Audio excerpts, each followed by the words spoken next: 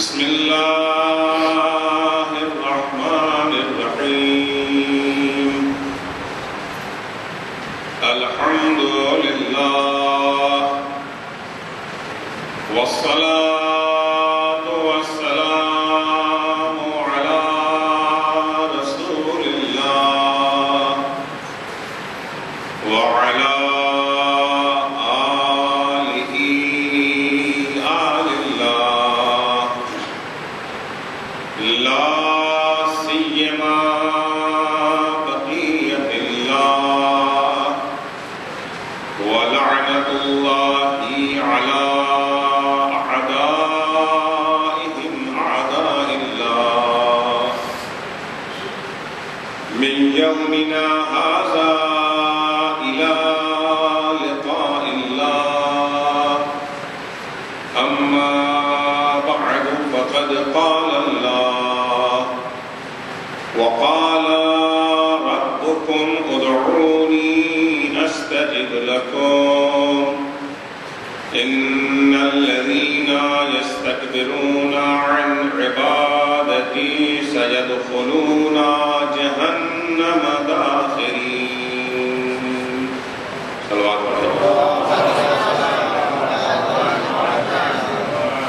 درخواست ہے سورہ فاتحہ کی برائے مرحومین میر اشفاق علی خان، سید نور الحسن جعفری، مسعود اکبر، حمید اکبر، ڈاکٹر سید مہدی حسن جعفری، علامہ ذیشان حیدر جوادی، آیت اللہ الخمینی، سید محمد حسن جعفری، عصمت النساء بیگم اور خان فیملی کی.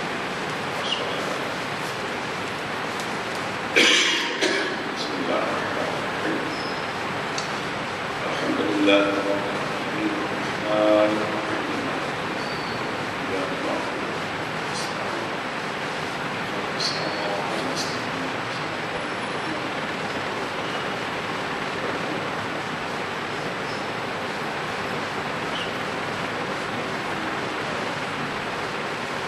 عزیزان گرامی، دعائے مکارم الاخلاق عنوان کے تحت اس گفتگو کا آغاز ہوا تھا. آج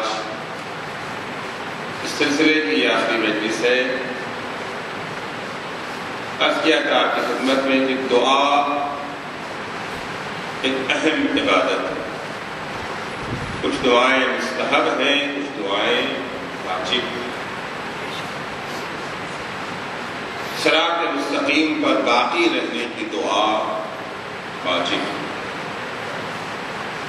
دعا کے آداب کیا ہیں، شرائط دعا کیا ہے، اسے آپ کی خدمت میں عرض کیا. اس کے بعد دعاؤں میں ایک اہم دعا ہے خدا بند عالم سے مکارم اخلاق سے آراستہ ہونی، کیونکہ مکارم اخلاق اسلامی تعلیمات کا ایک اہم حصہ. مولا کائنات امیر المومنین حضرت علی بن ابی طالب علیہ السلام جب سائل کے جواب میں کہ مولا ما الاستعداد للموت، موت کی تیاری کس طرح سے کی جا سکتی ہے، کیا چیزیں فراہم کر لیں کہ موت کے بعد کے مراحل آسان ہو جائیں، تو مولا نے تینوں چیزوں کا تذکرہ کیا تھا. ظاہر سی بات ہے، سوال کرنے والا مسلمان ہے، مومن ہے، عقیدہ رکھتا ہے. سائل کافر نہیں ہے. کافر ہوتا تو پھر اسے عقیدے وغیرہ کی بھی دعوت دی جاتی. تین باتیں مولا نے میدان عمل میں بیان کیا کہ ادا الفرائض، جو چیزیں تم پر واجب ہیں اسے انجام دو. واجتناب المحارم، جو چیزیں اللہ نے حرام قرار دی ہیں اس سے ہمیشہ دور رہو. اور تیسری چیز فرمایا واشتمال علی المکارم، اور مکارم اخلاق سے آراستہ ہو جانا. چوتھے امام حضرت امام زین العابدین علیہ السلام نے خصوصی طور پر ایک دعا میں مکارم اخلاق کو بیان کیا. مکارم اخلاق کے حصول کی جو بنیادیں ہیں انہیں بیان کیا، جن کے بغیر مکارم اخلاق سے آراستہ ہونا ممکن ہی نہیں ہے. کیا ہے مکارم اخلاق؟ آپ کی خدمت میں عرض کر چکا کہ مکارم اخلاق وہ اخلاقی فضائل ہیں جنہیں اپنانے کے لیے نفس ساتھ نہیں دیتا، نفس خوشی کی ضرورت پڑتی ہے، نفس کا گلا گھوٹے بغیر ان اخلاقی اقدار سے آراستہ ہونا ممکن نہیں ہے، اور نفس خوشی اسی وقت ممکن ہے جب ہمارا ایمان کامل ایمان۔ مبدأ و معاد خدا اور قیامت یہ ایسا اہم مسئلہ ہے کہ اگر اس پر ایمان نہیں ہے تو ناممکن ہے کہ انسان اخلاقی اقدار میں مکارم اخلاقی اقدار سے آراستہ ہوگا، محاسن اخلاق سے آراستہ ہوگا، مکارم اخلاق سے نہیں۔ محاسن اخلاق اور ہے، مکارم اخلاق اور ہے، اس کو آپ کی خدمت میں عرض کر چکا۔ چنانچہ امام جب بارگاہ معبود میں مکارم اخلاق سے آراستہ ہونے کے لیے دعا کے لیے اپنا ہاتھ اٹھاتے ہیں تو پہلی دعا یہ کرتے ہیں کہ خدایا بلغ بایمانی اکمل الایمان، خدایا ہمارے ایمان کو کامل بنا دے۔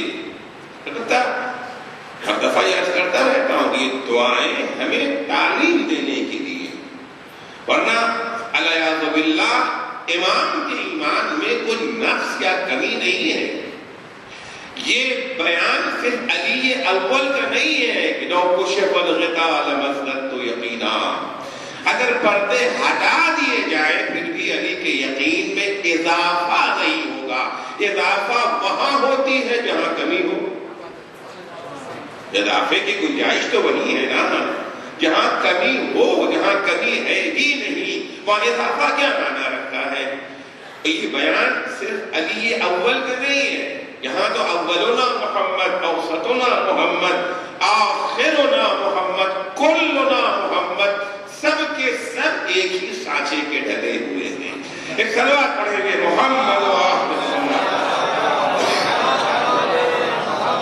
بلغ بایمانی اکمل الایمان۔ ارسیادہ کلا کو کی خدمت میں کہ دو طرح کا ایمان ہے، ایک ناقص ایمان ہے اور ایک کامل ایمان ہے۔ قرآنی آیات کے سائے میں کل میں نے آپ کی خدمت میں ناقص ایمان کی کئی مثالیں پیش کی تھی، کامل ایمان کے بارے میں بھی دو تین باتیں عرض کی تھی کہ کامل ایمان وہ ایمان ہے جہاں استقامت پائی جائے، استقامتی ایمان ہو، یہ جو ہے متزلزل ایمان نہ ہو، تزلزل نہ پایا جائے ایمان میں، زبان سے کہہ دیا لیکن میدان عمل میں جب آئے تو معلوم ہوا کہ عمل اور ہے، زبانی دعویٰ اور ہے۔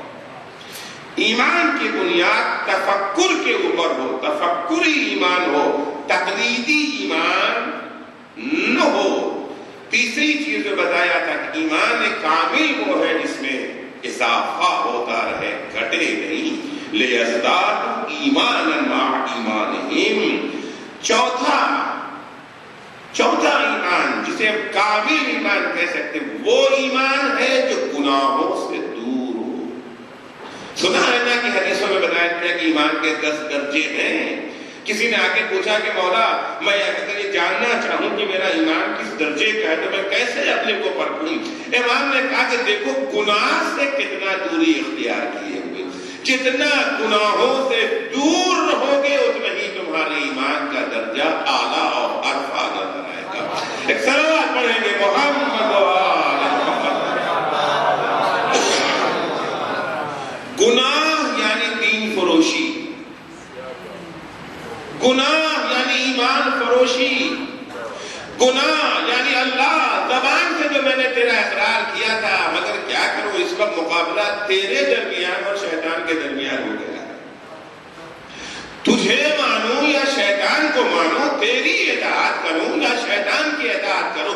میں نے دعویٰ تو کیا تھا کہ لا الہ الا اللہ، اطاعت میں اللہ کے سوا کسی اور کی نہ کروں گا، یہ میں نے کہا تو تھا، لیکن اب جب مقابلہ ہو رہا ہے، ثبوت دینے کا موقع آیا ہے، ایمان کو ثابت کرنے کا موقع آیا ہے، گناہ یعنی ہم نے اللہ کی اطاعت کو چھوڑ کر کے شیطان کی اطاعت کرنی۔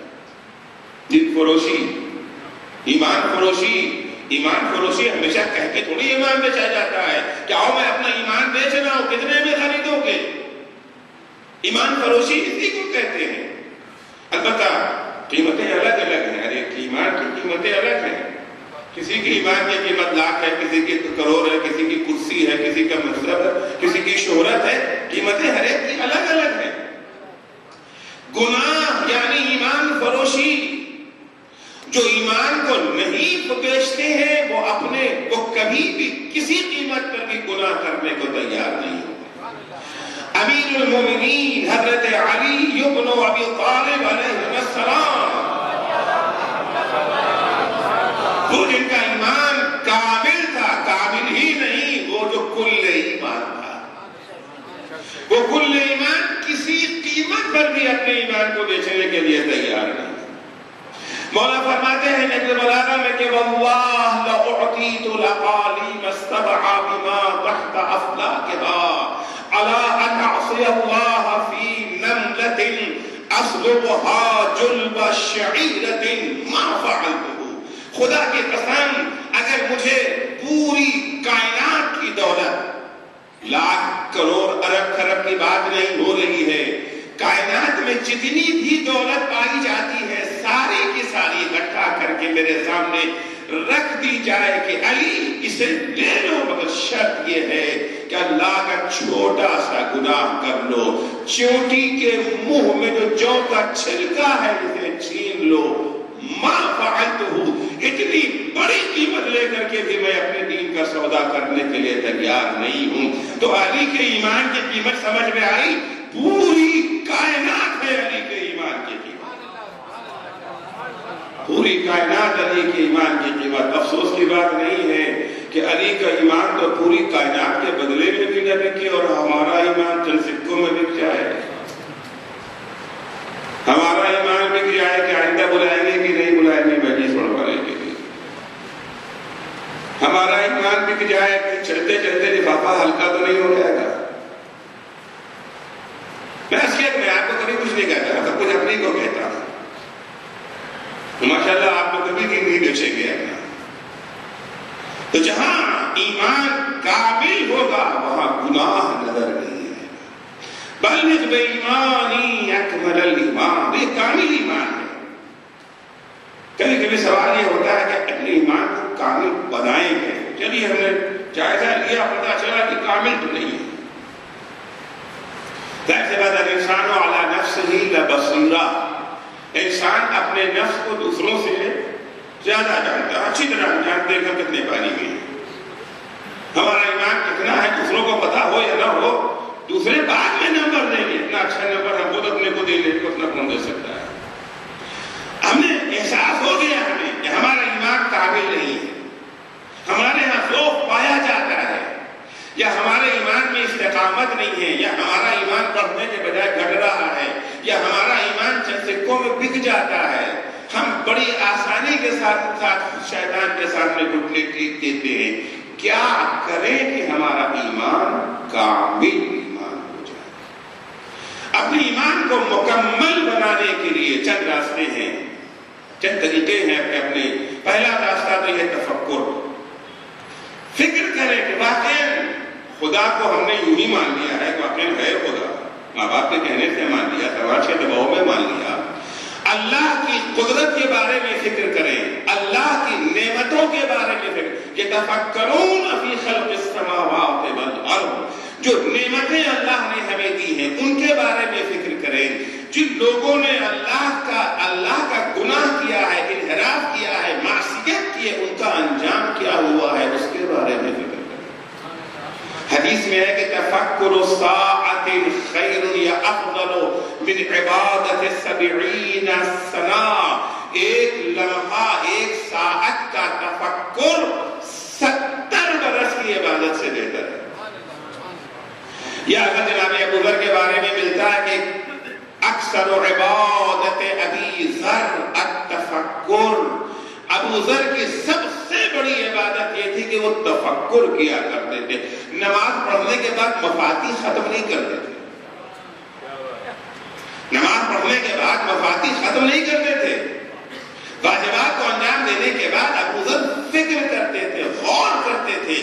نتیجہ کیا ہوا کہ ابو ذر کا ایمان چونکہ فکر کی بنیاد پر استوار تھا، سکی نہ مصیبتیں ابو ذر کو جھکانے پر مجبور کر سکی. ایک صلوات پڑھیں گے محمد کوئی پشیمانی ابو ذر کو نہیں ہوئی, کوئی ندامت ابو ذر کو نہیں. کس حال میں ابو ذر کی موت ہوئی ہے؟ بھوک سے ایڑیاں رگڑ رگڑ کے مرے ہیں. اکیلے نہیں, آنکھوں کے سامنے بیوی نے دم توڑا بھوک سے. جگہ وطن کر دیے گئے تھے نا رمضا, جہاں کچھ نہیں تھا. ایسا تو نہیں تھا کہ ابو ذر کے لیے میدان کھلا نہیں تھا. ایک دفعہ اگر صرف ابو ذر تائید بھی نہ کرتے حکومت وقت کی, فقط خاموش ہو جاتے. صرف اگر سکوت اختیار کر لیتے, ابو ذر کو سونے چاندی سے تول دیا جاتا. ابو ذر کو سونے چاندی سے تول دیا جاتا. پیشکش ہوئی بھی تھی نا. جس وقت جناب ابو ذر شام گئے ہیں, شام پہنچتے ہی معاویہ نے سونے سے بھری ہوئی تھیلیاں بھیج دی ابو ذر کے پاس. ابو ذر ایک تھیلیاں بھیج دی. تھیلی جب آئے ابو ذر نے کہا بھائی کیا بات ہے, کہیں مال غنیمت آیا ہے. بڑا عادل ہو گیا ہے معاویہ, صبح ہونے سے پہلے مستحقوں تک پہنچا رہا ہے. کہ نہیں حضور یہ وہ سب نہیں ہے, تو آپ کے لیے خصوصی گفٹ ہے, خصوصی تحفہ ہے. ابو ذر نے کہا پھر میں سے قبول کرنے کو تیار نہیں ہوں, کیونکہ ابو ذر جانتے تھے نا کہ قیمت کیا ہے, کس چیز کی قیمت ہے. المومنوں کیس مومن بیوقوف نہیں ہوتا, مومن بڑا شارپ ہوتا ہے, مومن بہت ہوشیار ہوتا ہے, سازشوں کو بھانپ لیتا ہے. مومن احمق نہیں ہوتا ہے, مومن صاحب بصیرت ہوتا ہے. جو مومن سازشوں کو بھانپ نہ سکے وہ مومن نہیں. سازش کو بھانپ گئے ابو ذر, واپس کر دیا پیسہ, مجھے نہیں چاہیے, مجھے معاویہ کے خیرات نہیں چاہیے, میں معاویہ کے خیرات کا بندہ نہیں چاہتا. ہاں اگر غنیمت کا مال کہیں سے آیا, میرا آقا گھر ہے, تقسیم بیت المال اگر ہے, تقسیم نکلے جو مجھے نہیں چاہیے, واپس سے لے لے پیسہ. اب معاویہ اور عمرو عاص نے بیٹھ کے آپس میں رائے مشورہ کیا, یار یہ تو ایسے ان کو شکار کیا جائے. عمرو عاص معاویہ سے بھی چالاک تھا نا, تو اس نے کہا تمہیں خریدنا نہیں آتا, تمہیں خریدنا نہیں آتا. ہر ایک کو خریدنے کا طریقہ الگ ہوتا ہے. ایک عام آدمی کو خریدنا ہے, اس کا طریقہ الگ ہے. مولوی صاحب کو خریدنا ہے, اس کا طریقہ الگ ہوتا ہے. ظاہر سی بات ہے کہ آپ مولوی صاحب سے تو نہیں کہیں گے وہاں چلو چلا جائے شراب پینے کے لیے, چلو چلا جائے سنیما ہال میں. اس طریقے سے تھوڑی کسی مولوی کو آپ گمراہ کر سکتے ہیں. اس کو تو گمراہ کرنے کا طریقہ الگ ہوتا ہے. یہ ابو ذر ہے, ابو ذر ایسے نہیں مانیں گے. ان کا معاملہ ہمارے ہاتھ میں, یہ فائل ہمارے پاس ہے, ان کو ہم نپٹیں گے. معاویہ نے کہا چلو, معاویہ سے کہا ایک غلام اپنا ہمیں دے دو, پورا اختیار لے جاؤ. اگر ابو ذر قابو میں آ جائیں تو کتنی ہی قیمت چکانی پڑے, تیار ہے دینے کے لیے. غلام کو لیا عمرو عاص نے کہا سنو, تم آزاد ہونا چاہتے ہو, آزاد کی بات ہے. غلام کی اس سے بڑی آرزو اور کیا ہوتی ہے؟ ہر غلام کی آرزو آزادی. کہاں ہو کہا سنو, یہ تھیلی لے جاؤ ابو ذر کے پاس. اگر ابو ذر نے یہ تھیلی قبول کر لی تو میں تمہیں آزاد کر دوں گا. بہت خوش ہو گیا, یہ کون سا بڑا کام ہے بھائی, کسی سے لینا مشکل ہے, دینا کون سا مشکل ہے. کوئی آپ لینے آئے تو مشکل ہے, چندہ لینے کوئی آ جائے آپ کے دروازے پر تو ہزار بہانے ہوتے ہیں نا. اب نماز جمعہ میں دیکھ لیجیے, اس کا منظر آپ کو جو ہے وہ دکھ جائے گا. پتہ نہیں یہاں ہوتا نہیں ہوتا. ہمارے یہاں بنات میں نماز کے بعد کوئی ٹوپی لے کے کھڑا ہو جاتا ہے, کوئی ٹرے لے کے کھڑا ہو جاتا ہے, کوئی ٹوکری لے کے, بعض لوگوں کو چادر کی چادر لے کے کھڑے ہو جاتے ہیں لینے کے لیے یہ چندہ لینے.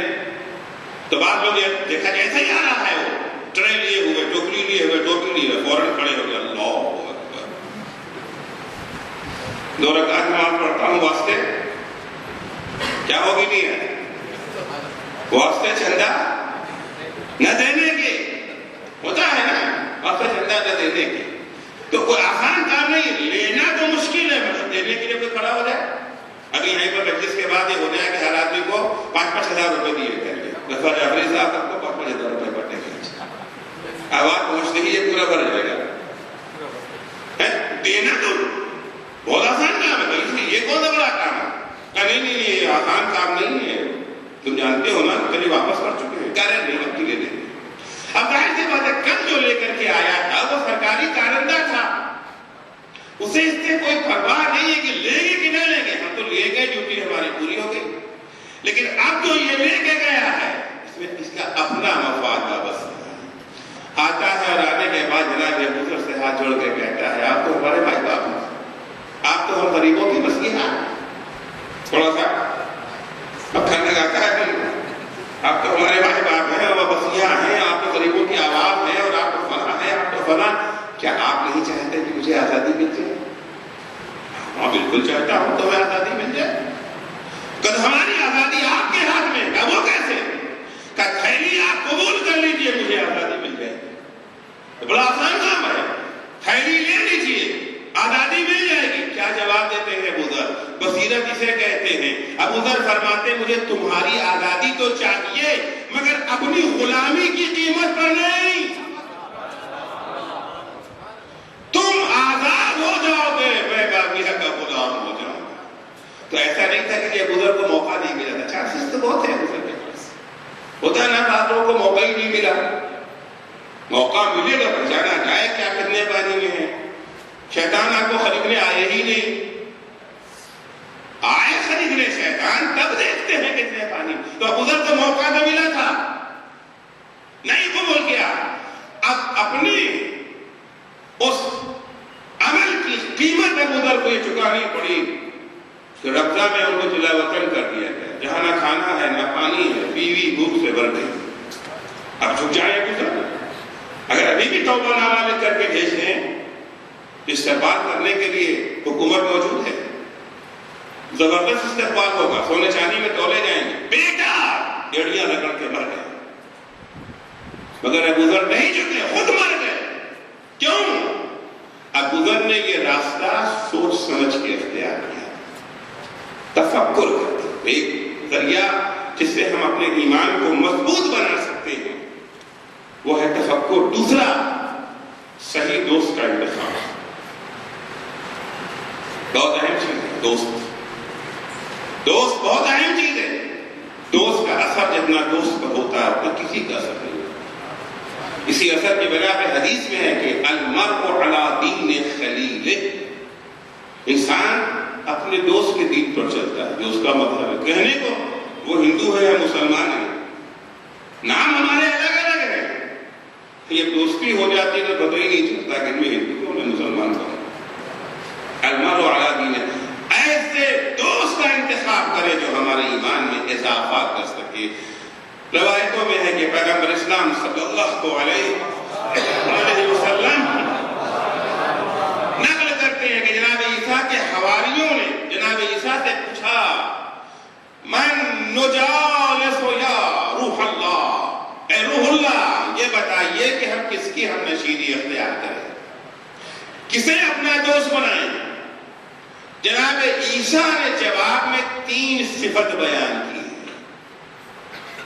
میں یذکرکم اللہ رؤیتہ، اس کی ہم نشینی اختیار کرو جس کے چہرے کو دیکھتے ہی خدا یاد آ جائے،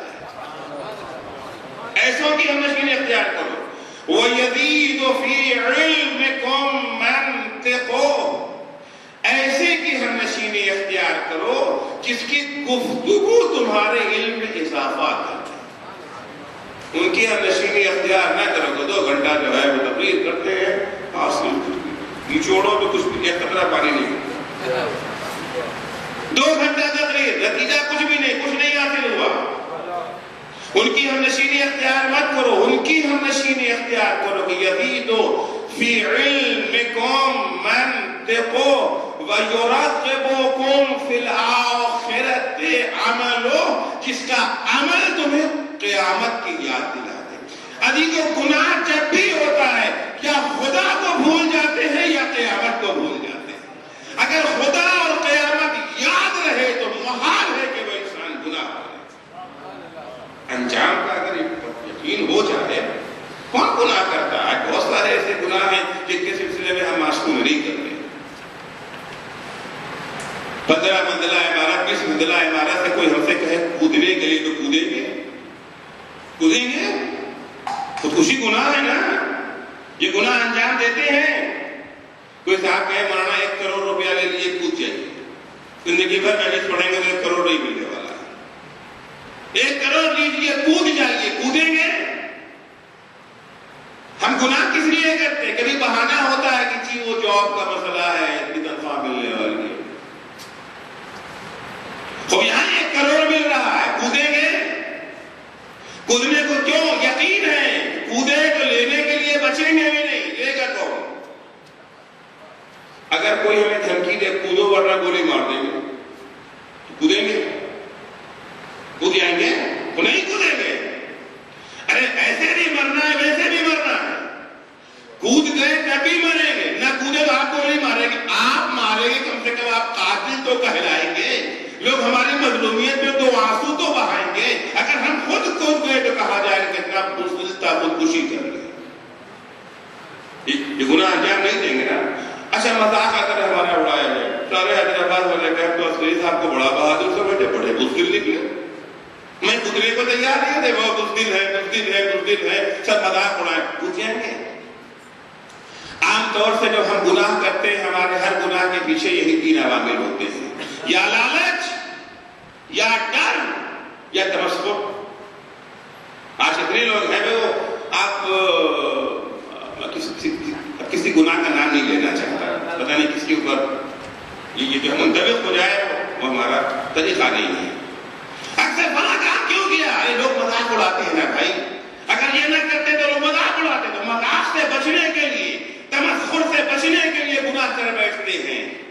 فلاں گناہ کیوں کیا؟ نہ کرتے تو جاب چلی جاتی، پیسے کی خاطر گناہ کر لیا. فلاں بزنس میں اتنا منافع ہونے والا تھا اس لیے گناہ کر لیا. یا خوف ہے گناہ کا سبب، یا لالچ، یا تمسخر. لیکن یہاں وہ گناہ نہیں کرتے. کیوں؟ اس لیے کہ انجام کا یقین ہے. اگر ہمیں قیامت میں ملنے والی سزاؤں کا یقین ہوتا، دنیا کی نہ کوئی لالچ، نہ کوئی تمسخر اور نہ کوئی خوف ہم سے گناہ ہرگز نہیں کروا سکتا.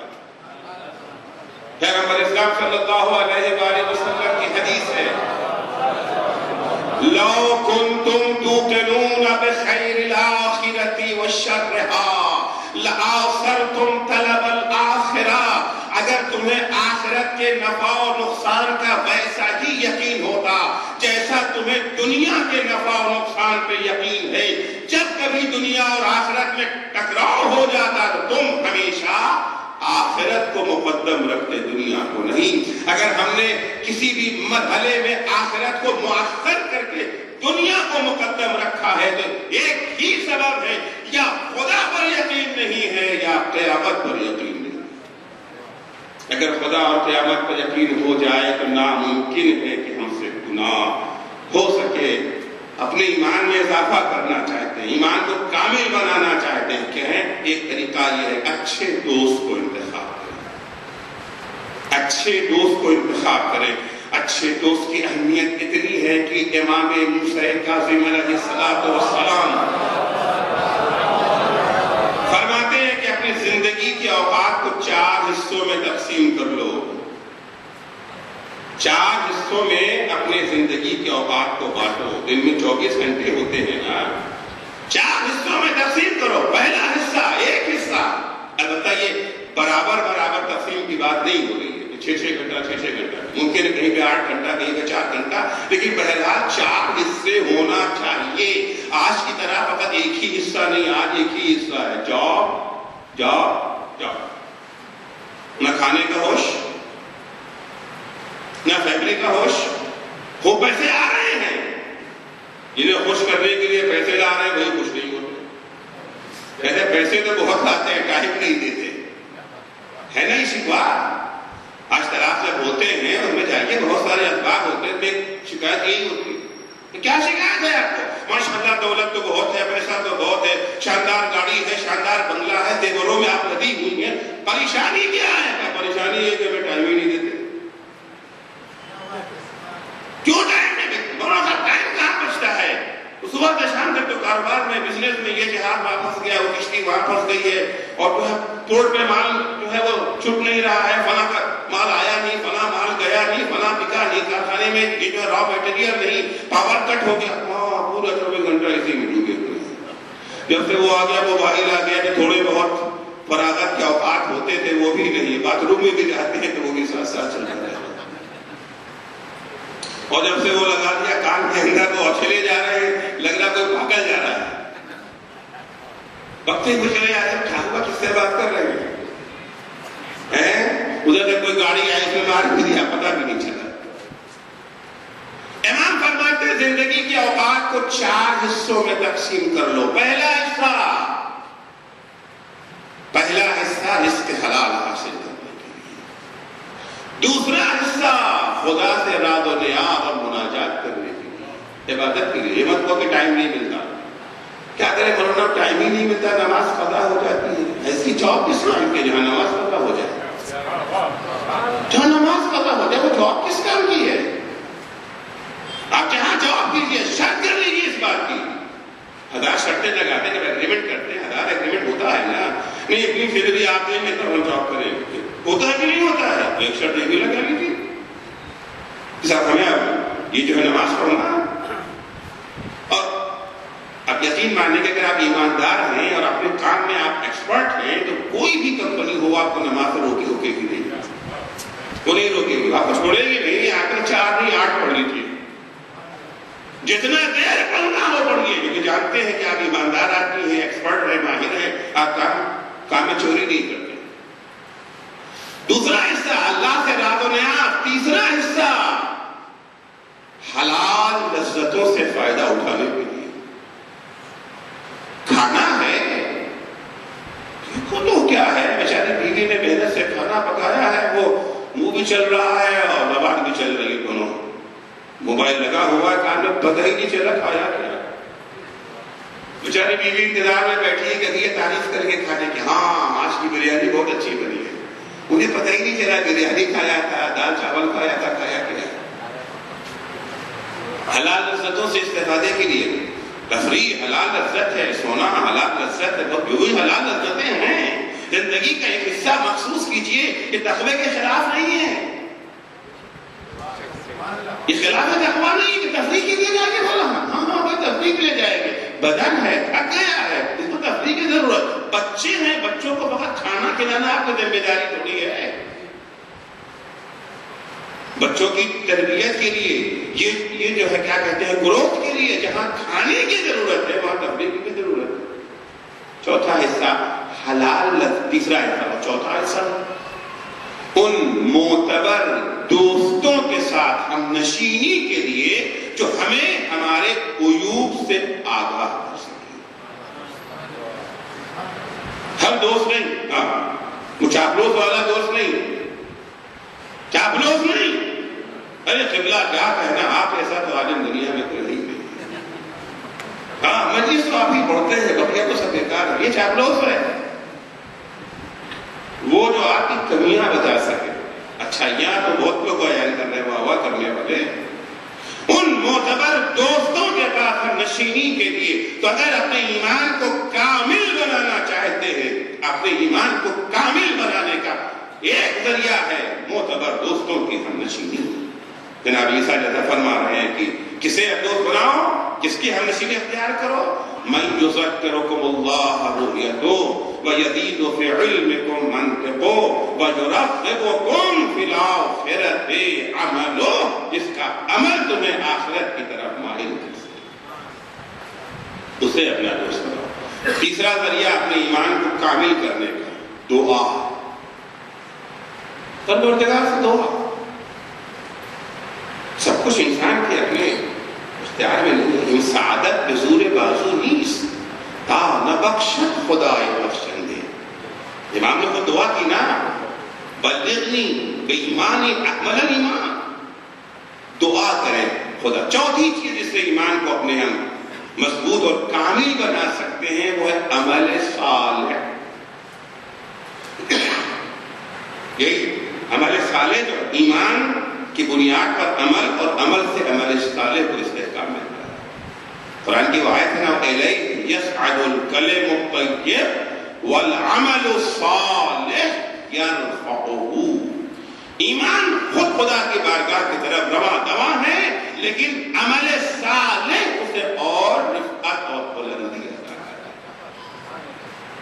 اس 8 چیزیں پھر آج اشارہ کر رہا ہوں کہ وقت اب رہ نہیں گیا، کل تو ہے ہوں گے، آج کی آخری مجلس ہے۔ تو عمل صالح 4 چیزیں ہیں جس سے اپنے ایمان کو ہم مستحکم بنا سکتے ہیں۔ مکارم اخلاق سے آراستہ ہونے کے لیے پہلا قدم ایمان کو کامل کر دینا۔ لہذا امام پہلی دعا جس سلسلے میں مانگتے ہیں وہ بلغ ایمانی اکمل ایمان۔ اب میں تھوڑے سے وقت میں ظاہر سی بات ہے دعائیں مکارم اخلاق بہت تفصیلی سے میں نے عرض کیا، 100 تقریریں میں کر چکا ہوں، آدھی دعا بھی نہیں ہوئی اس کی شرح میں، تو 2-4 دنوں میں کہاں سے ہو جائے گی۔ لیکن بہرحال فارسی کا ایک شعر ہے، آب دریا را اگر نتوان کشید، ہم به قدر تشنگی باید چشید۔ مولانا روم کہتے ہیں کہ اگر دریا کا سارا پانی آپ نہیں نکال سکتے تو تشنگی کے بقدر چکھا تو جا سکتا ہے نا، بقدر تشنگی چکھا تو جا سکتا ہے۔ تو ظاہر سی بات ہے ہم بہرے مکارم اخلاق سید سجاد کو تو یہاں بیان نہیں کر سکتے۔ ایک ہلکا سا اشارہ، ایک جملہ امام کا جو مکارم اخلاق کے سلسلے میں ہے۔ امام فرماتے ہیں اللہم صلی علی محمد وآل محمد وسددنی لأن أعارض من غشنی بالنصح وأجزي من هجرني بالبر وأصيب من قطعني بالصلة وأخالف من اغتابني إلى حسن الذکر۔ پہلی چیز کیا فرماتے ہیں؟ ظاہر سی بات ہے ہر عمل کا ایک رد عمل ہوتا ہے نا، ہر ایکشن کا ایک ری ایکشن ہوتا ہے۔ اگر کسی نے ہمیں سلام کیا اس کا ایک رد عمل ہے نا، کسی نے ہماری تعریف کی اس کا ایک رد عمل ہے، کسی نے گالی دی اس کا ایک رد عمل ہے۔ دیکھیے ری ایکشن، رد عمل عام طور سے 4 قسم کا ہوتا ہے۔ ایک اچھائی کا جواب اچھائی سے، کسی نے ہمارے ساتھ اچھا برتاؤ کیا، کسی نے ہمیں گفٹ دیا، جواب میں ہم تھینک یو یا اسے بھی گفٹ پیش کریں گے، یہ کیا ہو گیا؟ اچھائی کا جواب اچھائی سے۔ برائی کسی نے ہمارے ساتھ کی، برائی کا جواب برائی سے، اچھائی کا جواب اچھائی سے، برائی کا جواب برائی سے۔ تیسرا ہے یہ جو ہے برائی کا جواب یہ اچھائی کا جواب برائی سے۔ انہوں نے ہمیں سلام کیا، ہم نے بدتر کر دیا۔ انہوں نے انکساری کے ساتھ وہ ہمارے سامنے انکساری سے پیش آئے، ہم تکبر سے پیش آ گئے۔ انہوں نے ہمارے اوپر احسانات کی بارش کر دی، ہم نے احسان فروشی کو اپنا جو ہے شیوا بنا لیا۔ یہ اچھائی کا جواب برائی سے۔ اور ایک ہے برائی کا جواب اچھائی سے۔ وہ گالیاں دیتے ہیں، ہم سلام کرتے ہیں۔ وہ تکبر سے پیش آتے ہیں، ہم انکساری سے پیش آتے ہیں۔ وہ ہم پر ظلم کرتے ہیں، ہم انہیں معاف کیے جاتے ہیں۔ تو 4 قسم کا ریئیکشن ہو سکتا ہے۔ پہلا ریئیکشن اچھائی کا جواب اچھائی سے۔ اسلام کی دعوت، اسلام کی دعوت کی هل جزاء الاحسان الا احسان۔ اچھائی کا جواب اچھائی ہے، اچھائی کا جواب اچھائی ہے۔ هل جزاء الاحسان الا الاحسان۔ قارون کو اللہ نے بہت دولت دی تھی نا، قارون کو اللہ نے بہت دولت دی تھی، فراوان دولت ہے اس کے پاس۔ لوگوں نے کہا بھائی تھوڑا سا اتنے غریبوں کو بھی دے دو، اتنا تمہارے پاس پیسہ ہے، بہت سارے افراد ہیں، سردی ہے، ان کے پاس کمبل نہیں، کمبل دے دو، بھوکے ہیں کھانا دے دو، بیمار ہیں علاج کرا دو ان کا، تمہارے دولت میں کمی تو ہوگی نہیں۔ ٹائم نہیں کہ میں قارون کی دولت یہاں بیان کروں کہ اس کا کیا عالم تھا۔ بہرحال دولت کے ساتھ ساتھ اس کے تکبر بھی آ گیا تھا، غرور بھی آ گیا تھا۔ تو خطاب جب اس کو ہوا کہ وقت فیما آتاک اللہ الدار الاخرہ، جو کچھ اللہ نے دنیا میں دولت کو آخرت کمانے میں استعمال کرو.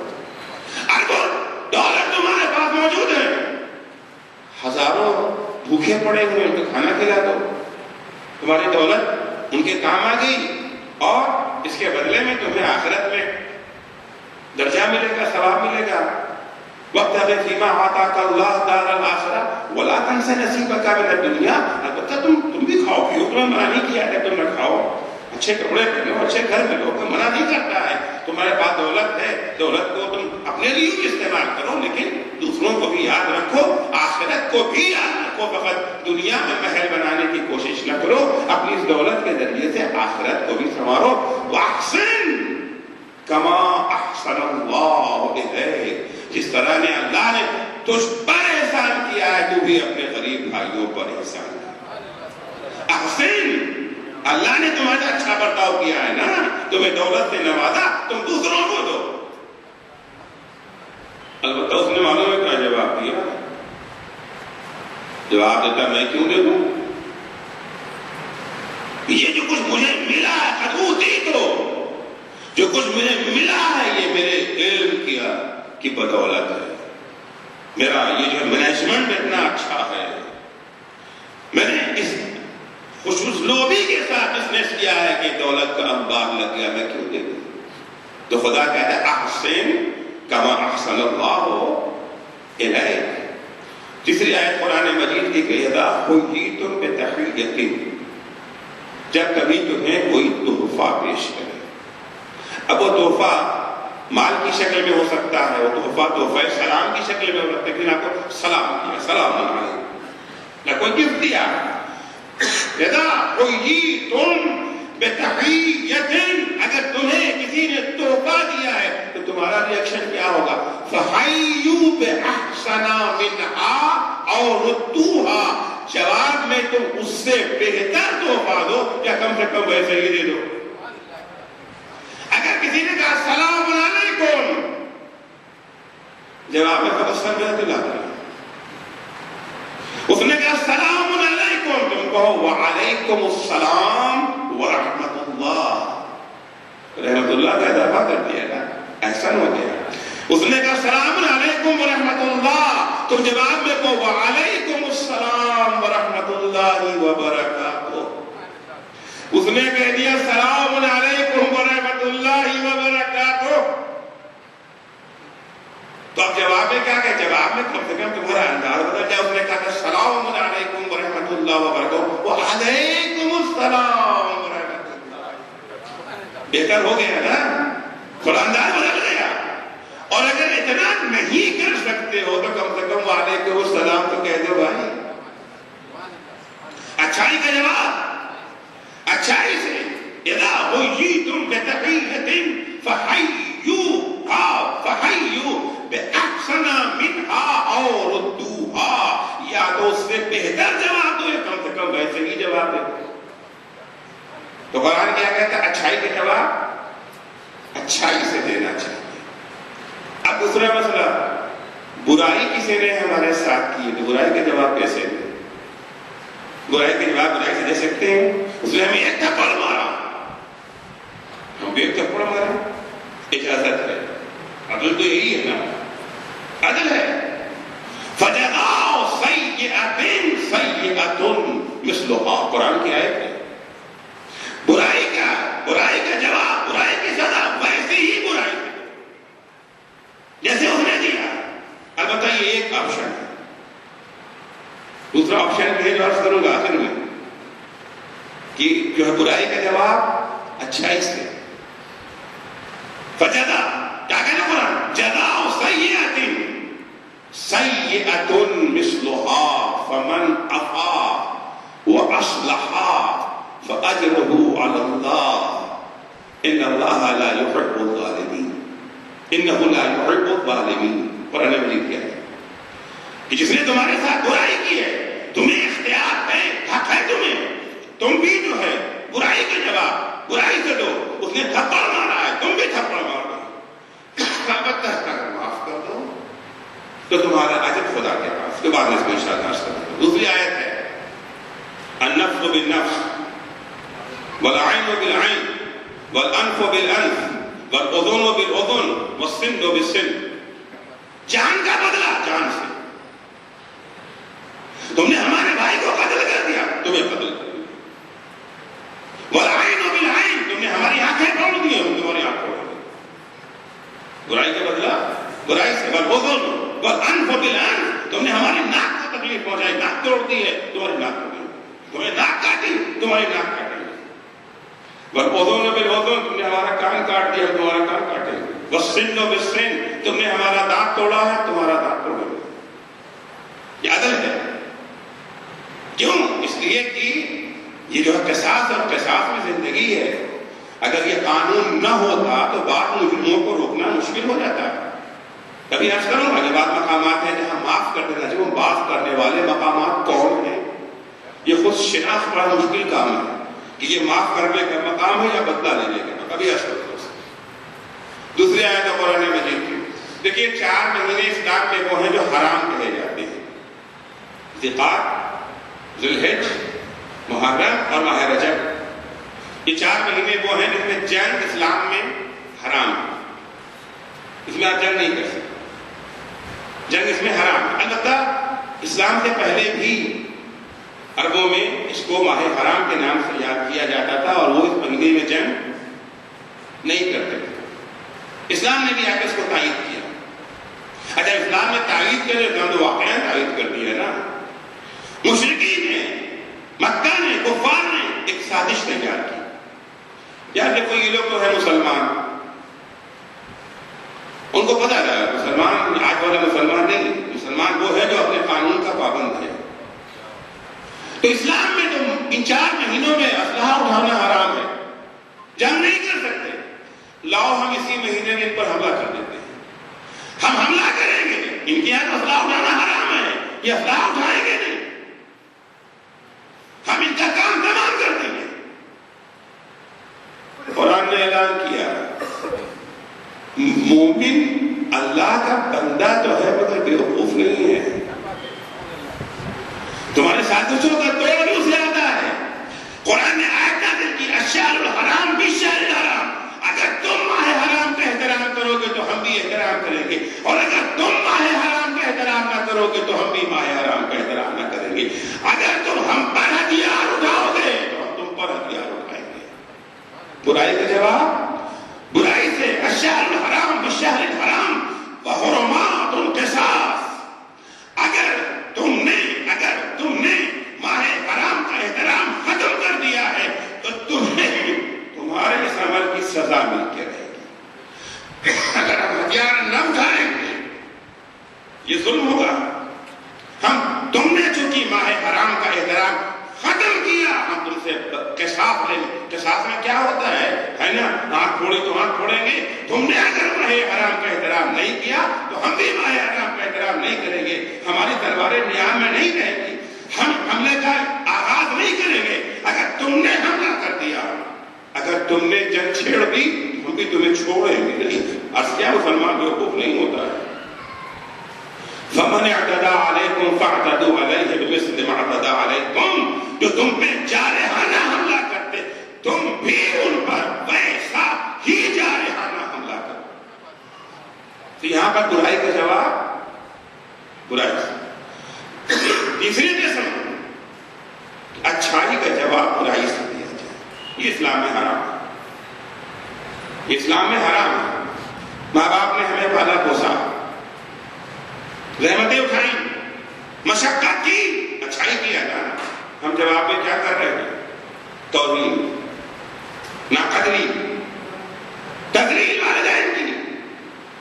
ظاہر سی بات ہے کہ بیوی کا حق ادا کرنا ہے، لیکن والدین کے حقوق کو پامال کرنے کی قیمت پر نہیں. ان کا حق اپنی جگہ پر، ان کا حق اپنی جگہ پر. استاد نے تمہیں پڑھایا ہے، استاد کا حق ہے، اس کا احترام کرو. اچھائی کا جواب برائی سے دے رہے ہو، استاد کو گالیاں دے رہے ہو، بدنام کر رہے ہو استاد کو، اس کا حق نہیں دے رہے. استاد کا حق ہے نا. چوتھے امام نے سارے حقوق جو لکھا ہے وہاں پر پورا استاد کا کیا حق ہے شاگرد پر. اگر استاد کے حق کو آپ گالیوں سے استاد کا حق ادا کر رہے ہیں تو یہ حرام ہے. پیغمبر نے 23 مشقت اٹھائی تبلیغ میں، ہدایت میں، ہمیں راستہ دکھانے میں، بدلے میں کیا مانگا؟ اپنے اہل بیت کی محبت مانگی تھی نا۔ امت نے کیا کیا؟ آنکھ بند ہوتے ہی دروازے پر آئے، آگ و لکڑی لے کر کے آ گئے۔ یہ اچھائی کا جواب کس چیز سے دیا گیا ہے؟ اچھائی کا جواب برائی سے دیا گیا۔ یہ حرام ہے اسلام میں۔ چوتھی چیز اور آخری بات کو اپنی جو ہے وہ تمام کروں، برائی کا جواب اچھائی سے، اسے مکارم الاخلاق کہتے ہیں۔ اسے مکارم الاخلاق کہتے ہیں۔ ہمیں برائی کا جواب برائی سے دینے کا حق ہے، حق ہے، واجب نہیں ہے، فرض نہیں ہے۔ برائی کا جواب برائی سے دینا فرض نہیں ہے، برائی کا جواب برائی سے دینا حق ہے۔ حق اور فرض کا فرق معلوم ہے نا؟ حق چھوڑا جا سکتا ہے، فرض نہیں چھوڑا جا سکتا۔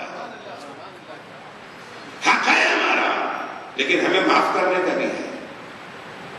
اچھا، یہ جو ہے آپ برائی کا جواب اچھائی سے دینا، یہ ہے مکارم الاخلاق۔ قرآن نے جا بجا اس کی تاکید کی ہے، ادفع باللتی ہی احسن السیئہ، برائی کا جواب اچھائی سے نہیں، احسن طریقے سے۔ اس نے ہمیں تماچا مارا، ہم نے معاف کر دیا، یہ ہے حسن۔ اس نے تماچا مارا، ہم نے فقط معافی نہیں کیا، تھک گیا تھا، ہاتھ میں درد ہونے لگا، اس کے ہاتھ کو جو ہے یہ جو ہے مساج بھی کر دیا، ہم نے ہاتھ کو مساج بھی کر دیا۔ وہ ہمارے گھر چوری کرنے آیا، تھک گیا تھا، اپنا پیر بھی دبا دیا۔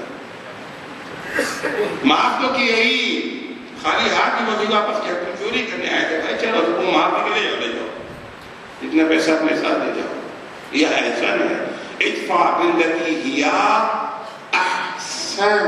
دوسری آیت میں ہے یہاں پر ادفع باللتی ہی احسن السیئہ، دوسری آیت میں لا تستوی الحسنۃ والسیئہ ادفع باللتی ہی احسن فاذا الذی بینک وبینہ عداوہ کأنہ ولی حمیم۔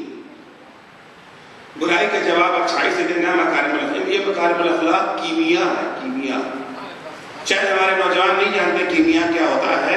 ایک زمانہ تھا کیمیا ایک ایسی چیز ہوتی ہے، پتہ ہے کہ ہے کہ نہیں پتہ نہیں مجھے ہے، یہ میں نے پڑھا ہے کیمیا، اس کی خاصیت یہ ہوتی تھی لوہے پہ لگاؤ تو سونا بن جاتا تھا، لوہے پہ لگاؤ تو سونا بن جاتا تھا، ماہیت بدل جاتی تھی۔ اسے کہتے ہیں کیمیا، ایکسیل، کیمیا۔ مکارم الاخلاق کیمیا ہے۔ قرآن کہتا ہے ادفع باللتی ہی احسن فاذا الذی بینک وبینہ عداوہ کأنہ ولی حمیم۔ تم برائی کا جواب اچھائی سے دو، نتیجہ معلوم کیا ہے؟ تمہارا دشمن تمہارا پکا دوست بن جائے۔ یہ مکارم الاخلاق کی خاصیت ہے۔ یہ مکارم الاخلاق دوست کو دشمن بنا دیتا ہے۔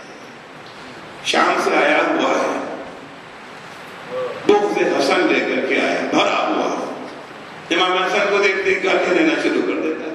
یہ پتہ چلا نہیں حسن کچھ وہاں سے سن کے آیا تھا، بیچارہ پہچانتا نہیں ہے، حقیقت سے ناواقف ہے، ماویہ کے جو ہے پروپیگنڈوں کے تحت ہے۔ آج بھی دیکھیں نا پروپیگنڈوں کا کیا اثر ہوتا ہے۔ پروپیگنڈے کے اثر پر پرسوں لکھنؤ میں کانفرنس ہوئی، تحفظ حرم کانفرنس۔ کیا حرم کو خطرہ ہے؟ کس سے؟ اسرائیل؟ نہیں نہیں، ایران سے خطرہ ہے۔ ایران مکہ اور مدینہ پر قبضہ کرنا چاہتا ہے، ایران مکہ اور مدینہ پر قبضہ کرنا چاہتا ہے۔ بہت بڑی کانفرنس ہوئی، ہزاروں کا مجمع اکٹھا ہو گیا، کتنے سینکڑوں علماء موجود۔ یہ کون ہے؟ یہ وہ افراد ہیں جو سعودی یہودی پروپیگنڈوں کے اثر ہیں۔ وہ بھی جو ہے وہاں سے جو ہے متاثر ہو کے آیا ہے، پروپیگنڈا سے وہاں سے دیکھتے ہی گالیاں دینا شروع، جب دل کی بھڑاس نکال چکا، کچھ کہنا کہہ چکا، امام نے کہا بھائی تو مدینے کا بھی نہیں لگتا، پردیسی لگتا ہے، مسافر ہے، کھانا کھایا کہاں ٹھہرے ہو؟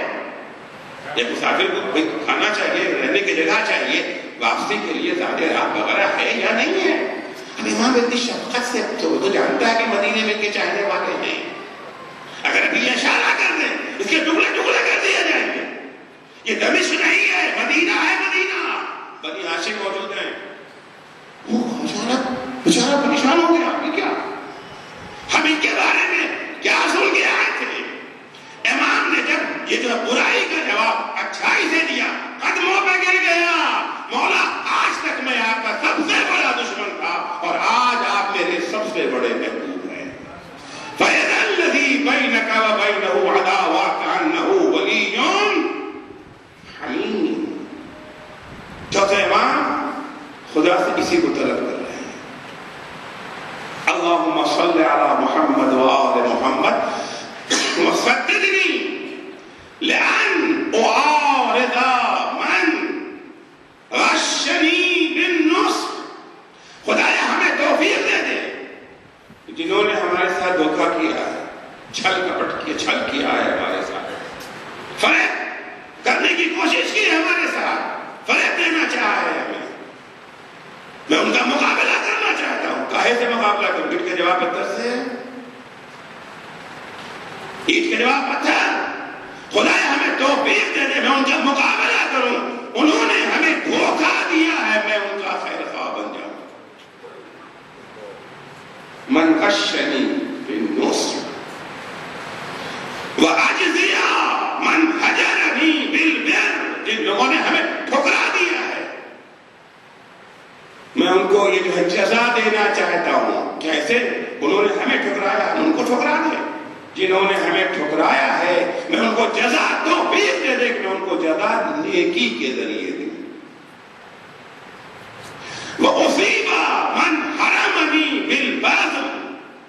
اور جن لوگوں نے ہمیں وقت ضرورت محروم رکھا ہے میں ان کو بدلہ اس طرح سے دوں کہ ان کے وقت ضرورت ان کے کام آ جائے. انہوں نے محروم رکھا وہاں انہیں عطا کر دیں. وَأُقَافِيَ مَنْ قَطَعَنِي بِالصِّلَةِ. اور جن رشتہ داروں نے ہم سے رشتہ توڑ لیا ہے تو ہمیں توفیق دے کہ ہم بدلے میں ان سے رشتہ جوڑے رہیں. وَأُخَالِفَ مَنِ اغْتَابَنِي إِلَىٰ حُسْنِ الذِّكْرِ. جن لوگوں نے میری غیبت کی ہے میں ان کی جو ہے مخالفت کرنا چاہتا ہوں. مخالفت کیا؟ غیبت کا جواب غیبت سے دوں؟ نہیں. مَنِ اغْتَابَنِي إِلَىٰ حُسْنِ الذِّكْرِ. انہوں نے میری غیبت کی ہے ہم انہیں اچھے لفظوں میں یاد کریں. وَأَشْكُرَ الْحَسَنَاتِ وَأُغْضِيَ عَنِ السَّيِّئَاتِ. جن لوگوں نے ہمارے ساتھ کوئی اچھائی کی ہے میں ان کا شکر ادا کر سکوں اور جن لوگوں نے ہماری برائی کی ہے میں اس سے چشم پوشی اختیار کروں. 7 چیزیں یہاں امام نے بیان کی. یہ ہے مکارم اخلاق. یہ کیا ہے؟ ریئیکشن کیا ہے؟ جواب کیا ہے؟ برائی کا جواب اچھائی سے دینا ہے. نتیجہ یہ ہوتا ہے کہ دشمن دوست بن جاتا ہے. جس زمانے میں ایران میں امام خمینی کی تحریک انقلاب شاہ کے خلاف چل رہی تھی، خوب مظاہرے ہوتے تھے. میں موجود تھا، ہماری آنکھوں کے سامنے کے سارے واقعات میں جلوس نکلتا تھا، لاکھوں کا جلوس. گولیاں چلتی تھی. 100 جنازے گر گئے، 200 جنازے گر گئے، 500 جنازے گر گئے. میدان شہداء تہران میں ایک وقت میں 5000 جنازے گر گئے. آج کا نام ہی پڑ گیا میدان شہداء. میدان شعلہ پہلے تھا، اس کا نام ہو گیا میدان شہداء. ایک دن کے اندر 5000 افراد مارے. تقریباً 70,000 شہیدوں کا خون دیا ہے تب انقلاب کامیاب ہوا. 1 سال کے اندر، 1 سال میں 70,000 شہید. وہ زمانے میں ایران کی آبادی 3 کروڑ سے بھی کم تھی. تو خیر ماشاءاللہ 8 کے قریب پہنچ رہی ہے. 3 سے بھی کم تھی آبادی. آرمی والے خدا ہے کہ آرمی نے ہم کو مارا، ہم آرمی کو ماریں گے. امام خمینی نے پیغام دیا کہ فوج کو ہمارا سلام پہنچا دو. اور دیکھو جب جلوس نکالو آرمی والے کھڑے ہیں نا بندوقیں لیے ہوئے تو میرے پھول پیش کر دو. پھول گاندھی گیری بہت مشہور ہوتی ہے نا، وہاں یہ اس سے بڑی گیری ہے. پھول گاندھی گیری بہت مشہور ہوتی ہے نا، وہاں یہ اس سے بڑی گیری ہے. انہیں پھول پیش کرو. آنکھوں دیکھا، واقعہ بیان کر رہا ہوں، عورتیں نکلتی تھیں، بچے ان کی آغوش میں، آگے آگے عورتیں ہوتی تھیں مکمل حجاب میں، آگے آگے عورتیں، آغوش میں بچے، بچوں کے ہاتھ میں پھول، بچے جا کر کے فوجیوں کی بندوق میں پھول لگا دیتے تھے اور پھر گولی چلتی تھی، آرڈر ہوتا تھا نا کمانڈر کا، پھر گولی، دوسرے دن پھر حاضر، بھاگتا کوئی نہیں تھا، مارو، مرتے جا رہے ہیں، گرتے جا رہے ہیں، کوئی فوج کو پتھر بھی نہیں مار رہا ہے، کچھ نہیں، مارے جاؤ ہمیں۔ دوسرے دن پھر جلوس نکلا، نعرہ کیا لگتا تھا؟ خمینی والا مقام رسندے بے ارتش سلام، برادر ارتشی چرا برادر کشی، ماں بے تو گل می دہیم تو بے ماں گلولے، گل کہتے ہیں پھول کو، گلولے کہتے ہیں گولی کو۔ خمینی نے فوج کو سلام کہرایا، اے فوجی بھائیوں، اپنے بھائیوں کو کیوں مار رہے ہو؟ آخر قصور کیا ہے؟ ہم تمہیں پھول دیتے ہیں، تم ہمیں گولی دیتے ہو۔ نتیجہ ہوا کہ 1 سال کے اندر وہی فوج جو مخالف تھی امام خمینی کی، وہی فوج حامی بن گئی امام خمینی کی، وہی فوج حامی بن گئی۔ اتنی بڑی فوج، شاہ نے جو اسلحے اکٹھا کر رکھے تھے، مشرق وسطیٰ کی سب سے بڑی طاقت ایران کو مانا جاتا تھا نا، اسرائیل سے بھی بڑھ کر کے، اتنی بڑی آرمی، کیونکہ جس پہ سہارا تھا وہ فوج ہی ان کے خلاف ہو گئی۔ جب فوج پلٹی ہے تب بھاگا ہے شاہ ملک سے، کیوں؟ فَإِذَا الَّذِي، قرآن کی آیت کو یاد کریے، ادفع باللتی ہی، اِذَا الَّذِي، قرآن کی آیت کو یاد کریے، ادفع باللتی ہی احسن، برائی کا جواب اچھائی سے دے، نتیجہ کیا ہوگا؟ جو آپ کا دشمن ہے وہ آپ کا دوست بن جائے۔ یہ مکارم اخلاق، مکارم اخلاق کا بہترین نمونہ اگر دیکھنا ہے تو کربلا میں دیکھ لیجیے، جس وقت سب شہید ہو گئے، سب شہید ہو گئے، حتیٰ 6 مہینے کا علی اصغر بھی اپنے سوکھے گلے پر تیرے سے شعبہ کھا چکا ہے۔ ننھی سے قبر کھود کے اصغر کو گاڑ کے شبیر اٹھ کھڑے ہوئے دامن کو جھاڑ کے، سب شہید ہو چکے، کوئی نہیں باقی بچا، حسین خود میدان میں ہے۔ وہاں سے مقابل کی فوج سے شامی پہلوان آتا، اس نے آنے کے بعد امام حسین پر حملہ کیا، امام حسین نے اس کے بال کو ڈھال کر روکا اور اس کے بعد جوابی کارروائی کی، تلوار جو مارا شامی کی ٹانگ کٹ گئی، گھوڑے سے گر گیا۔ کوئی بھی سپاہی ہوگا، اگلا قدم کیا ہے اس کا؟ اگلا قدم یہی تو ہوگا نا، اس کا سر کاٹ لے۔ امام نے یہ نہیں کیا۔ مکارم اخلاق دیکھیں، امام ایک دفعہ گھوڑے سے نیچے اترے، اسے سہارا دے کے کھڑا کیا، بھائی میں تمہاری کیا مدد کر سکتا ہوں؟ مکارم اخلاق دیکھیں کربلا کا، یہ وہی ہے جنہوں نے ایک پر پہ تیروں کی بارش کی ہے، یہ وہی ہے جنہوں نے بندے بشیر کے اوپر رحم نہیں کیا، یہ وہی ہے جنہوں نے عباس کے شانے قلم کیے ہیں، جنہوں نے قاسم کی لاش کو گھوڑے کے ٹاپوں سے پامال کیا۔ مکارم اخلاق، بھائی میں تمہاری کیا مدد کر سکتا ہوں؟ کہتا ہے مولا میرے قبیلے والوں کو آواز دے دیجئے مجھے آ کر کے لے جائیں۔ امام نے آواز دی، آؤ اپنے ساتھی کو لے جاؤ۔ وہ ایک بار بھی اس لیے تھا تاکہ شر کو کم کرنا تھا نا، اب پیر کٹ گئے ہیں، کسی کام کا نہیں رہ گیا، اب اگلا قدم، اگلا وار اجازت نہیں ہے۔ یہ مکارم اخلاق ہے کہ دشمن کی فوج کو اپنا پانی کا ذخیرہ لٹا دیا۔ کیا حسین جانتے نہیں تھے حور کون ہے؟ نہیں جانتے تھے، کس لیے آیا ہے، لشکر والے کون ہیں؟ جانتے ہیں نا حسین؟ لشکر کا، ملک کے لشکر کا عالم یہ ہے کہ زبانیں منہ سے باہر ہیں۔ فوراً اس منظر کو دیکھ کر کے کوئی اور اگر فوجی کمانڈر ہوتا یہ کہتا نا اچھا یہ ساری فوج پیاس سے مر جائے گی، آج اقتصادی بائیکاٹ کیا جاتا، کاہے کے لیے؟ چکانے کے لیے نا، تو بہترین موقع تھا۔ نہیں، مکارم اخلاق دکھانا ہے نا۔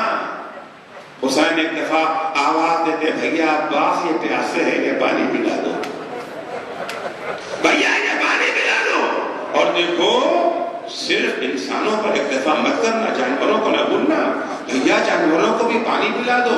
اور دیکھو جانور ایک دفعہ میں سیراب نہیں ہوتے ہیں، جب تک یہ خود سے پانی کے پاس سے ہٹ نہ جائیں تب تک ان کے سامنے سے پانی کو ہٹانا نہیں. حسین کے مکارم اخلاق تھے.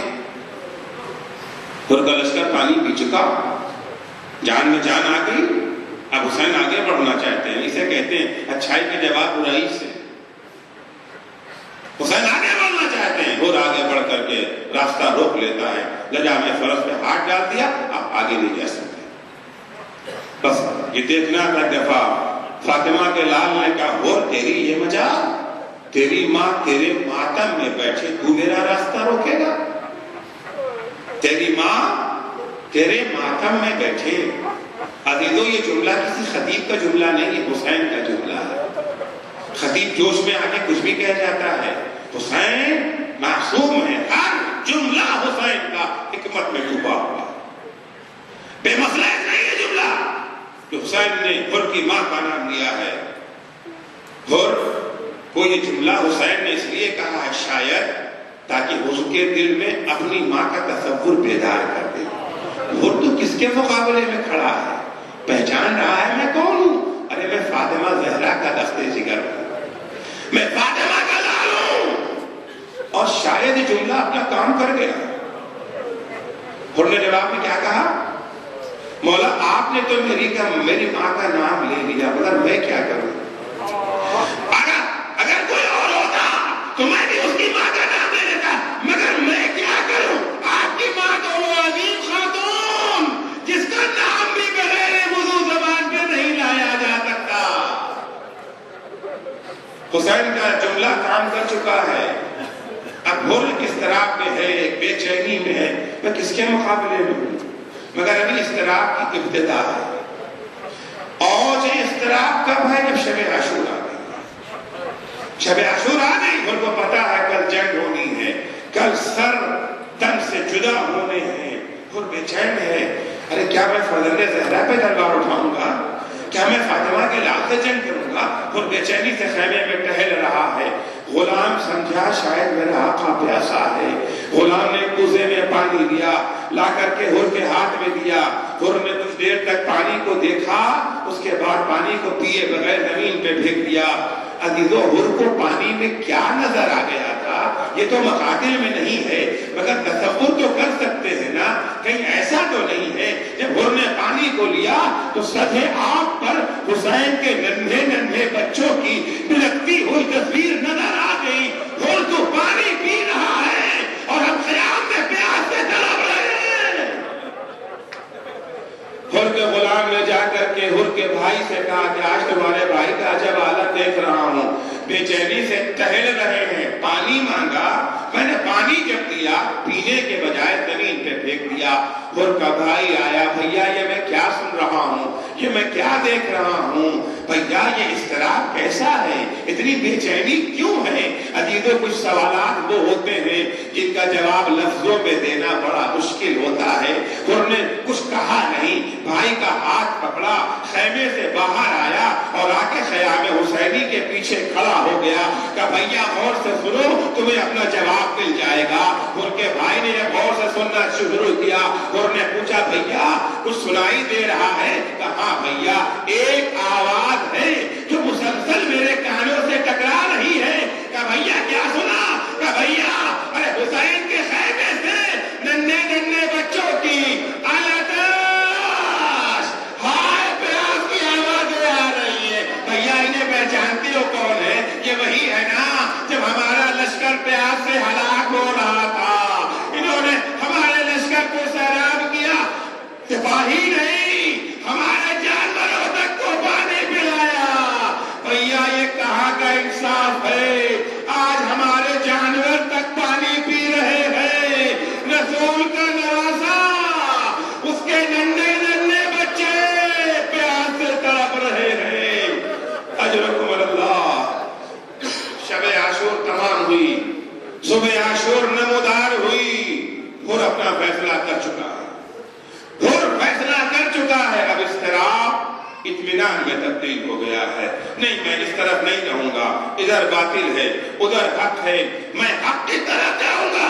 دنیا کو ٹھکرا دوں گا مگر حسین کے قدموں میں جانے کی کوشش ضرور کروں گا۔ حر نے اپنے ساتھ اپنے بیٹے کو لیا، باپ بیٹے دونوں آہستہ آہستہ عمر سعد کے لشکر سے کچھ دور جب ہو گئے تو حر رک گیا۔ حر رک گیا، اپنے بیٹے سے کہتا بیٹا میرے ہاتھوں کو باندھ دو۔ کیوں بابا؟ کا بیٹا انہی ہاتھوں سے تو لجامِ فرض میں ہاتھ ڈالا تو ویسے اے میرے لال میری آنکھوں پر پٹی باندھ دو۔ کیوں بابا؟ کا بیٹا حسین سے آنکھ ملانے کی تعلق نہیں ہے۔ دونوں باپ بیٹے چلے، ادھر حسین کی نظر حر پہ پڑی، مزاج شناس نگاہ امامت پہچان گئی۔ اب یہ وہ حر نہیں ہے، یہ توبہ کیا ہوا حر چلا آ رہا ہے۔ حسین نے کہا آواز دی بھیا عباس، بیٹا علی اکبر، ارے میرے لال قاسم مہمان آ رہا ہے، استقبال کو آگے بڑھو۔ عباس آگے بڑھے، علی اکبر و قاسم۔ حر آتا ہے، آنے کے بعد حسین کے قدموں میں اپنے سر کو رکھنے کے بعد کہتا ہے مولا حلی من توبہ، کیا میری توبہ قبول ہو سکتی ہے؟ عزیز و حسین کون ہے؟ نمائندہ خدا ہے نا۔ آپ سب حضرات دعائے کمیل پڑھتے ہیں نا، دعائے کمیل میں ایک جملہ ہے خدا کو خطاب کر کے، یا سریع الرضا، اے جلدی راضی ہو جانے والے خدا۔ حسین اسی خدا کا نمائندہ ہے۔ حر نے کہا حل من توبہ، کیا میری توبہ قبول ہو سکتی ہے؟ حسین نے کہا حر کو اٹھایا، اپنے سینے سے لگایا، حر میں نے معاف کیا، میرے خدا نے معاف کیا، لیکن حر تو عجب وقت میں میرے پاس آیا ہے۔ تو جانتا ہے ہم بہت ہی قریب خاندان ہیں، تو ایسے وقت میں آیا کہ تیری ضیافت کے لیے ہمارے خیمے میں قطرہ پانی بھی نہیں ہے۔ حر کہتا ہے مولا آپ میری ضیافت کی پرواہ نہ کیجیے، اب آپ سے مجھے اذن شہادت دے دیجیے، اب میری ضیافت کا کام آپ کے نانا حوض کوثر پہ انجام دیں گے۔ حر کو اجازت ملی، پہلے حر کا بیٹا شہید ہوا، جب حر زخمی ہو کر کے گرا ہے، بس آخری جملے اور میں استعمال کر رہا ہوں، حر جو زخمی ہو کے گرا، حسین حر کے سہارے پہنچ گیا۔ کیا دیکھا؟ حر کی پیشانی زخمی ہے، سر زخمی ہے حر کا، کیا مقدر ہے حر کا۔ حسین حر کے سرحانے بیٹھ گئے اور حر کا سر اٹھا کر کے اپنے زانو پہ رکھ لیا۔ اس زانو کی قیمت پہچانتے ہیں نا، یہ وہی زانو ہے جہاں تھوڑی دیر کے بعد علی اکبر کا سر ہوگا، جہاں شبیہ پیغمبر کا سر ہوگا، وہی حر کا سر۔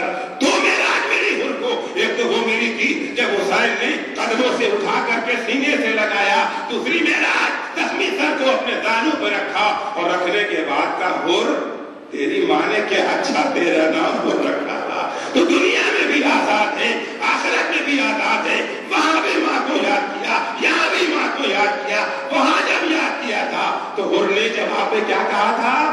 آپ کی ماں کا نام میں نہیں لے سکتا۔ عزیزو یہ بڑا قریب خاندان ہے، کسی کے احسان کا بدلہ دیے بغیر نہیں رہتا ہے۔ حر تو نے فاطمہ زہرا کا احترام کیا، فاطمہ زہرا کی توقیر کی۔ عزیزو حر نے حسین نے حر کو وہ تحفہ دیا ہے جو کربلا کے کسی شہید کو نہ ملا۔ ایک دفعہ حسین نے جیب سے رومال فاطمہ نکالا، حر کی زخمی پیشانی میں باندھا، اے حر میری ماں کا یہ توبہ قبول کر لے۔ اللہ لعنت اللہ علی قوم وَسَيَعْلَمُ الَّذِينَ ظَلَمُوا أَيَّ مُنْقَلَبٍ يَنقَلِبُونَ۔ بار الہ تجھے واسطہ ہے محمد و آل محمد کا، ہماری اس مختصر سی عبادت کو قبول فرما۔